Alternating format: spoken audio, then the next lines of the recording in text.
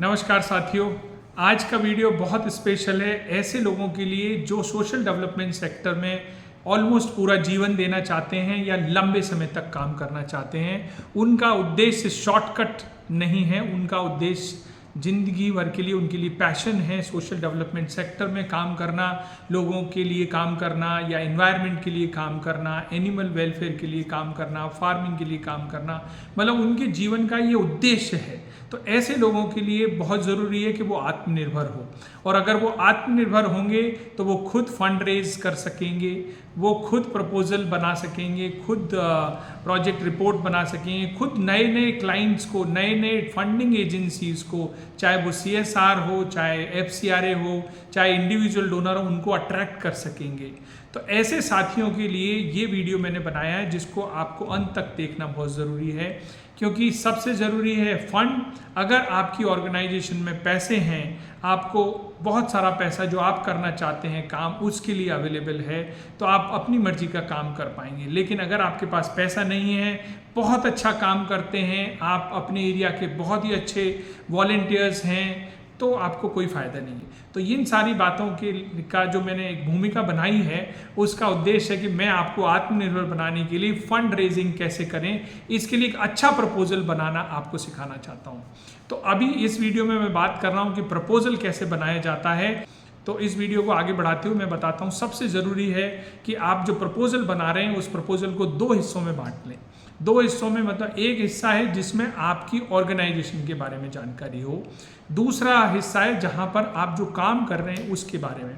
तो पहले हम बात करते हैं कि जो ऑर्गेनाइजेशन है, आपकी NGO है, आपका जो ट्रस्ट है उस, या सोसाइटी है, या सेक्शन 8 कंपनी है, उसके बारे में उसका एक प्रोफाइल। और ये 2 से 3 पेज का प्रोफाइल होना चाहिए, बहुत बड़ा प्रोफाइल ना हो तो ज़्यादा अच्छा है। और उस कंसाइज फॉर्मेट में आप इसको लिखें, जिसमें आपको कवर करना है कि आपकी ऑर्गेनाइजेशन कब शुरू हुई, आपके क्या मेन उद्देश्य हैं, आपका विजन मिशन स्टेटमेंट क्या है।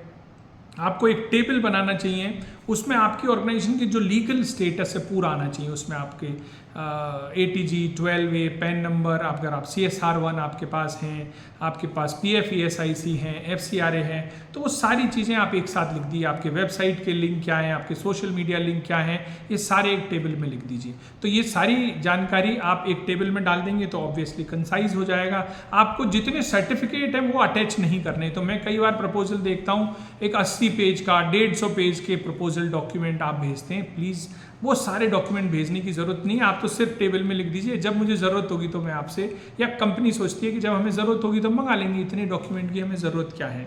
तो आपको टेबल बनाना चाहिए, लीगल स्टेटस। आप कोशिश करें कि आपने जो भी काम करें, चाहे आपकी छोटी ऑर्गेनाइजेशन है और आपने नई ऑर्गेनाइजेशन है, तो आप इंडिविजुअल लेवल पर भी आपने कुछ काम किए होंगे, तो आप जिस प्रोजेक्ट के लिए फंड मांग रहे हैं उससे रिलेटेड आपने कुछ टॉप 5 सक्सेस स्टोरीज, या टॉप 5 जो इन कंपनीज के साथ आपने काम किया, या इंडिविजुअल डोनर्स के साथ काम किया है, या आपने कोई क्राउड फंडिंग करके काम किया, तो उसकी एक समरी टेबल अगर आप बना दें तो अच्छा रहेगा। उससे आपकी प्रोफाइल और मजबूत हो जाएगी।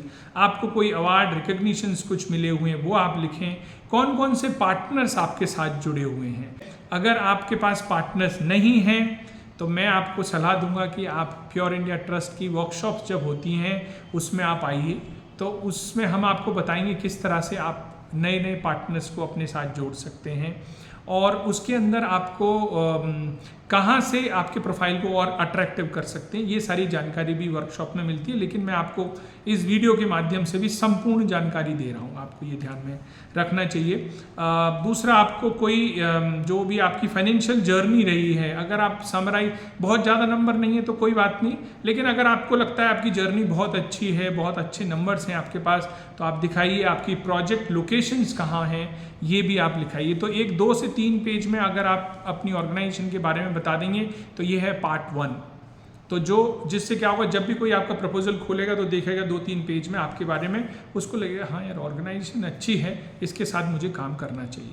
अब सेकेंड पोर्शन है कि आप जो प्रोजेक्ट कर रहे हैं उस प्रोजेक्ट के बारे में बताना, और उसके बारे में बहुत डिटेल में, बहुत अच्छे तरीके से, प्रॉपर तरीके से बताने की आवश्यकता है। तो ये प्रपोजल कैसे बनाए जाते हैं, ये एक आर्ट है। देखिए, और अगर एक बार आपको आ गया, जैसे अगर आपको साइकिल चलाना आता है, आपको कार चलाना आता है, आपको स्कूटर चलाना आता है, तो जब आप स्टार्ट करते हैं और जाने लगते हैं तो आपको सोचने की आवश्यकता नहीं है कि मुझे कार चलाना कैसे है, क्योंकि ये सब आपको आदत में आ गई। ऐसे जब आप प्रपोजल बनाना सीख जाएंगे, जब आपके अंदर आत्मनिर्भर बनने की ललक लग जाएगी, तो आप ये काम आसानी से कर पाएंगे। और यही सारी चीज़ें मैं आपको सिखाता हूँ अपनी वर्कशॉप के माध्यम से और इन वीडियोस के माध्यम से भी।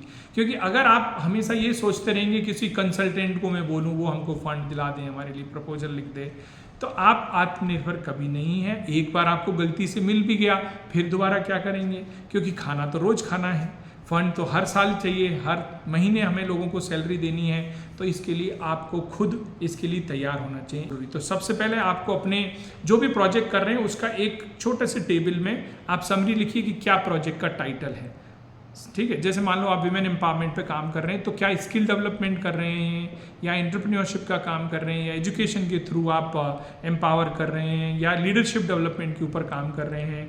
आप बताइए विमेन एम्पावरमेंट का प्रोजेक्ट है या किस कैटेगरी का है, दूसरी लाइन में। फिर आप इस प्रोजेक्ट का ड्यूरेशन क्या है, ये आपको 6 महीने में कंप्लीट करेंगे, 12 महीने में कंप्लीट करेंगे, या ये 3 साल का प्रोजेक्ट है, ये चलता रहेगा। तो आप नया प्रोजेक्ट लोकेशन है, कहाँ आप इस प्रोजेक्ट को कर रहे हैं, तो उसकी लोकेशन आपको डिफाइन करनी ज़रूरी है। तो ये 3-4 लाइन में अगर आपने टॉप सबसे ऊपर अगर आपने ये लिख दिया, तो जो प्रपोजल पढ़ेगा उसको 3 लाइन में अगर ये समझ में आ गया कि ये प्रपोजल मेरी ज़रूरत का है, तो वो उसको आगे पढ़ेगा।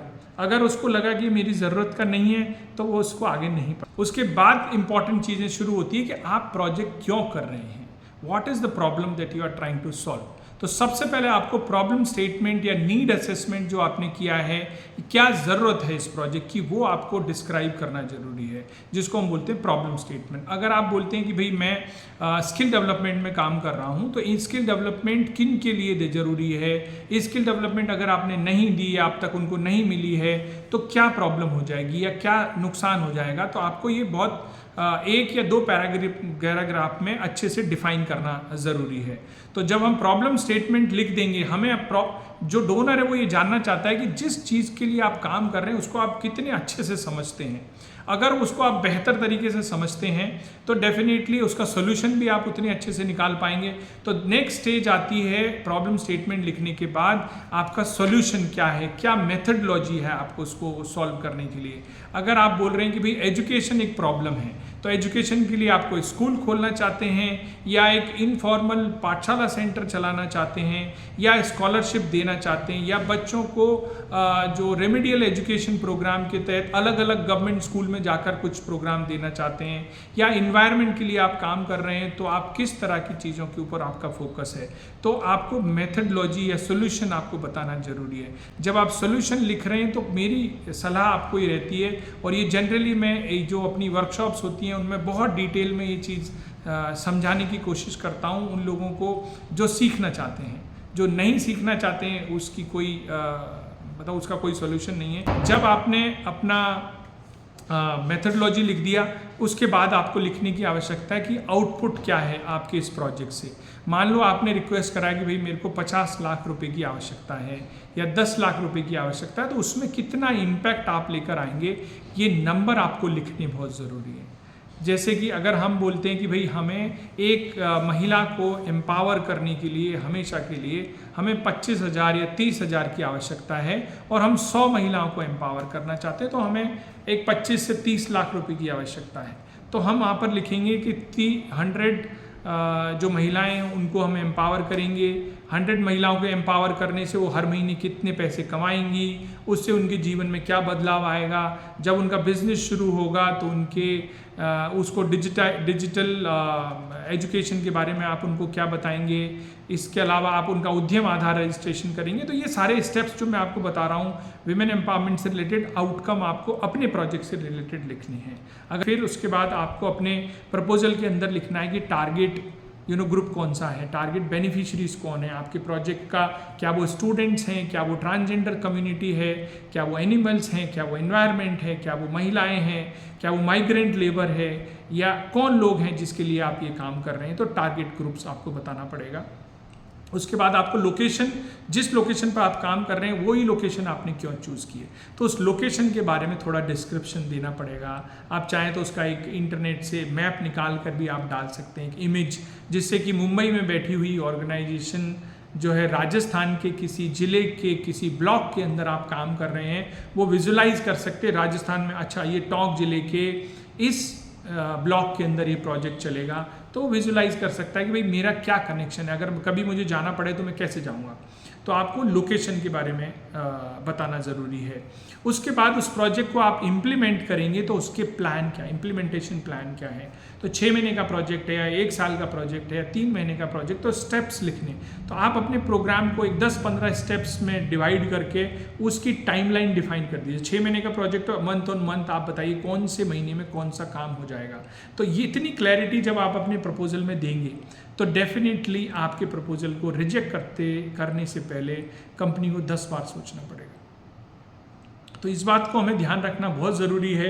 कई बार क्या होता है, हमें फंड नहीं मिल रहा है, कोई बात नहीं, लेकिन आपके प्रपोजल, आपके डॉक्यूमेंट, आपके प्रेजेंटेशन को देखकर कंपनी के दिमाग में अगर ये आ जाता है ये ऑर्गेनाइजेशन तो अच्छा काम कर रही है, ये लोग अच्छा काम कर रहे हैं, तो आज नहीं तो कल आपको उनका कॉल बैक जरूर आएगा। तो इसलिए हर प्रेजेंटेशन, हर प्रपोजल को आप ये मत सोचिए कि आपको फंड मिल ही जाएगा। कहीं ना कहीं अगर आपने उनके दिमाग में जगह बना ली है तो वही काफ़ी है, तो फंड तो उसके बाद आना शुरू होगा। तो इम्प्लीमेंटेशन प्लान आपने बनाया, उसके बाद जब आप प्रोजेक्ट शुरू कर देंगे तो उसको मॉनिटर कैसे करेंगे, रिपोर्ट कैसे करेंगे, डोनर को कैसे पता चलेगा कि उन्होंने जो पैसा दिया है वो टाइम टू टाइम खर्च हो रहा है कि नहीं हो रहा है, कितना खर्च हो गया, कितने जो है लोगों को बेनिफिट हो गया उससे।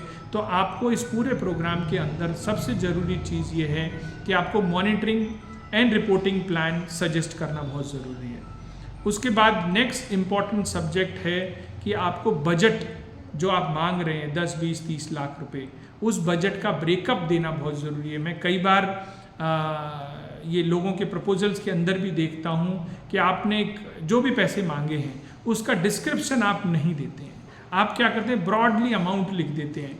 तो सबसे बड़ा कारण किसी भी प्रोजेक्ट का अप्रूव नहीं होने का कारण उस बजट का proper line item wise description नहीं होना एक बड़ा कारण है। तो अगर आपने 50 लाख रुपए किसी से मांग रहे हैं तो 50 लाख रुपए के बारे में कम से कम 10 लाइन आइटम तो बताइए कि आप क्या क्या करेंगे। मान लो आप हेल्थ कैंप भी ऑर्गेनाइज करें तो डॉक्टर्स की फीस कितनी रहेगी, उसमें मेडिसिन कितने की रहेंगी, आपको लॉजिस्टिक्स कितना लगेगा, आपको रिफ्रेशमेंट की अगर आवश्यकता है तो वो कितना खर्चा होगा, आप मोबिलाइजेशन करेंगे तो उसमें कितना खर्चा होगा, कितने कैंप होंगे, हर कैंप में कितना खर्चा हो सकता है, तो मल्टीप्लाई करेंगे तो वो टोटल वैल्यू आ जाएगी।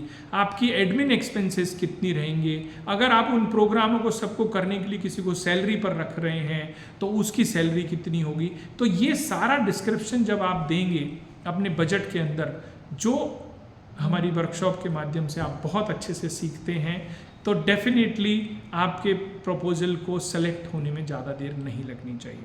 उसके बाद जो इम्पोर्टेंट चीज़ है कि इस प्रोजेक्ट के ऊपर कोई रिस्क है क्या।